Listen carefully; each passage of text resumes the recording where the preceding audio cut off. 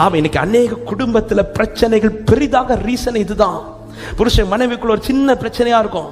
அதே நேரத்துல இந்த வார்த்தையை குடும்பத்துக்காக அன்பா சொல்றேன், உங்க குடும்பத்திற்குள்ள இருக்கிற பிரச்சனைய கர்த்தரிடத்தில் விவரமா சொல்லுங்களே தவிர எந்த மனுஷனிடத்தையும் விவரமா சொல்லாதீங்க.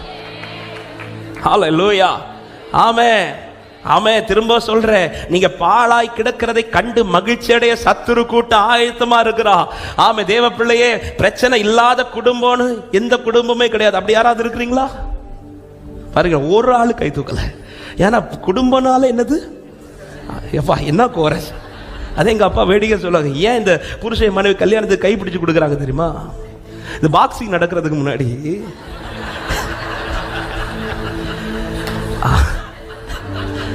இதுக்கு மேல நீங்களே புரிஞ்சுப்பீங்க. ஆமா, பாக்ஸிங் நடக்கிறதுக்கு முன்னாடி 2 பேரும் கை கொடுத்துட்டா தொடங்க. இதே மாதிரி பாஸ்டர் கை பிடிச்சு கொடுத்து ஸ்டார்ட் அப்படின்னு தொடங்கி விட்டுருவாங்க. அப்படி ஸ்டார்ட் பண்ணிட்டோம். இது கடைசி வரை இப்படிதான் போ.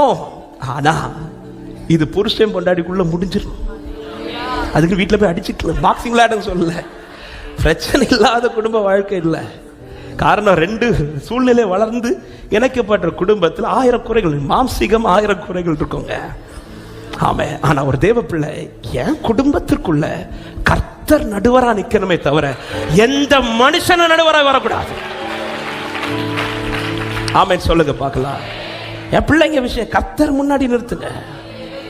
அதை என் குடும்ப விஷயத்தை கர்த்தருடைய இந்த சர்க்கிளை விட்டு நான் இன்னொரு நபர் கிட்ட சொல்லி, அப்படி ஒருவேளை தெரியாம யாராவது ஒரு ஜபத்திற்காக ஒருத்தங்க உங்ககிட்ட சொன்னா கூட அன்பா சொல்றேன், நீங்க ஜெபிங்க, யார்கிட்டயும் சொல்லாதீங்க.